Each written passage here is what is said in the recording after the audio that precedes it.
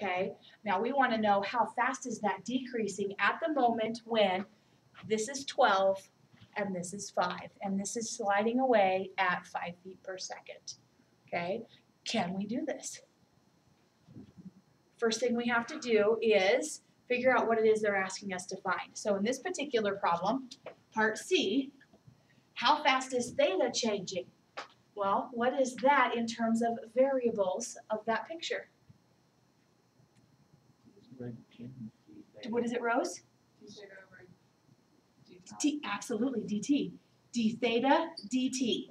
How fast is a question of a rate, okay? And so that's your derivative of whatever it is they're asking, always with respect to time, okay? So how fast that angle is changing is represented by d theta dt, okay? So when they say, how fast is blank changing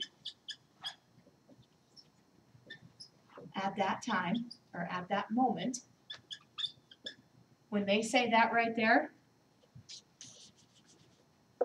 that means find d blank dt. So whatever this is what goes right there. And that's what you're after, okay? So in order to actually find that, you have to do a derivative. But in order to do a derivative, you got to have an equation. So we need an equation that is actually truly going to relate this scenario. What can you use? Sine, cosine. Anything else? You could use tangent. You could use any of them, right? Because we know dx dt. So as long as I have x in there, I'm good. I also know what y is, dy dt is. Okay, we found it in part A. So we could actually use sines, cosines, or tangents simply because we know what dy dt is and we also know what dx dt is. Okay, so what do you prefer? Why cosine? X over y. It's not x over y. That's my rule of thumb is if I screwed up part A, what happens to part C, and if I use y?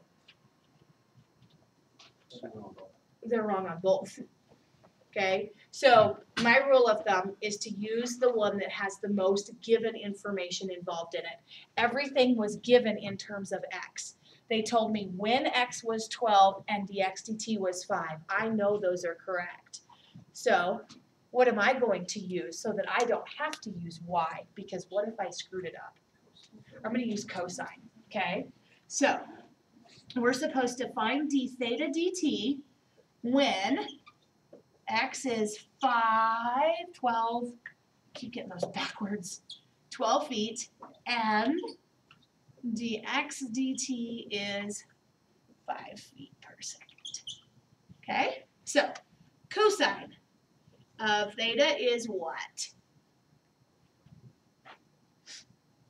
What's the ratio for cosine? Adjacent over hypotenuse, and what's my adjacent side? That's x, which is why we chose x, right? Because that was a given information. I can't screw that up. They gave that to me. Okay, now here's theta. I have to have a theta because the only way to get d theta dt is to have a theta in there. And then everything else is your choice. Okay, now you have to differentiate this. What's the derivative of cosine of theta with respect to time? Sine of? Negative sine? Times what? D theta dt. Remember, every time that we take a derivative of any variable in there, you're always going to throw on the variable dt. Okay? Every one of your variables is changing with respect to time. Okay? As time goes on, x is changing. As time goes on, theta is changing. So they're all changing with respect to time. And what do you get on the right side? What's the derivative for our x over 13? 1 over 13 times dx dt. Okay? Now looking at this, is what I want in there? Absolutely, there's my d theta dt, but in order to actually solve for this, what else do I need? I need, theta, well, or the sine of theta at least, and I need dx dt, okay? I will tell you the trick of these that involve angles is don't find theta. Find the trig ratio associated to theta, okay?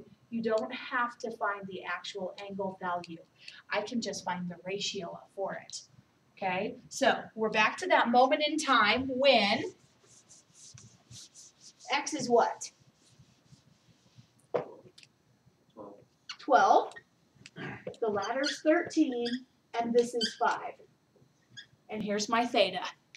What is the sine of theta?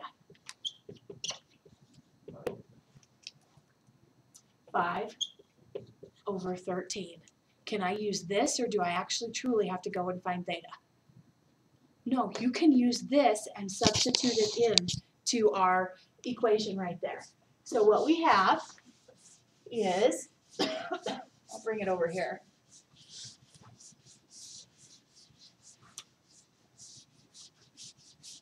So after we took our derivative, we had negative sine of theta d theta dt equals 1/13 dx dt, okay? I want d theta dt. That's what I'm after, okay? Sine of theta we found based off of the specific moment in time that they gave us, and that is 5/13, and do not forget that negative sign, equals 1/13 times 5. There's my dx dt. Now, can you solve that for d theta dt? -1. D theta dt is 5/13, 5/13 times -13/5, which is -1.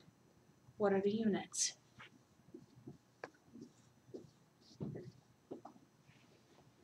Is it degrees? Radians. It's radians.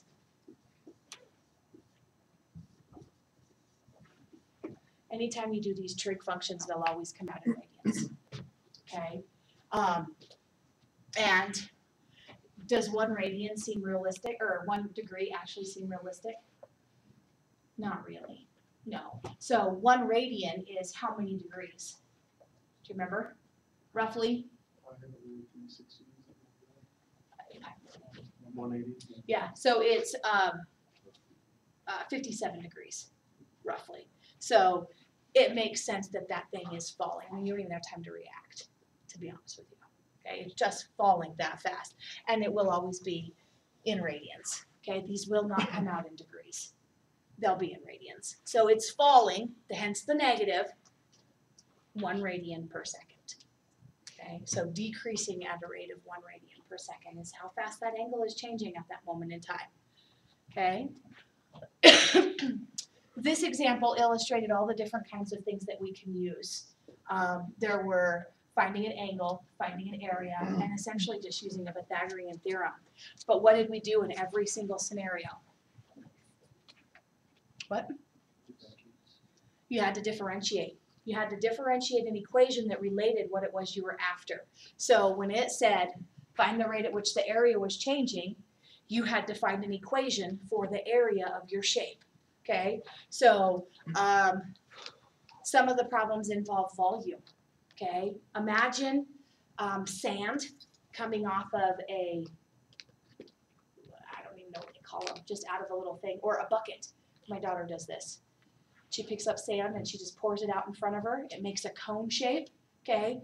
You can actually talk about the volume of that cone changing if you know how fast she's pouring out the sand, okay? So that's something that we can do is we can talk about find the change in volume when we have these certain relationships involved, okay? And it's all about finding a relationship between the variables. Usually it's geometric, whether that's the Pythagorean theorem, it's an area, It's a trig function value, any one of those, okay? And then you have to differentiate it, okay? Once you take the derivative, remember, we have all these variables. We had a theta, we had an x, two different variables. They all were changing with respect to time. I think the worst one was the first one. Maybe the second one. Area had a, x, and y in it. All of those were functions of time. So they all had to be differentiated as such. So it creates all these different variables, but you want only one of them. You have to either know or find the rest, okay? And then make sure your answer makes sense, okay? Should it be negative? Should it be positive? Based off of the motion that's taking place, okay? The object decreasing, increasing, moving away, flying towards, okay? We can also do this with ships. I think one of your homework problems involves ships or airplanes, right? If you've got one plane going this way and a plane going that way, what can we talk about? The distance between them. How fast is the distance between them changing?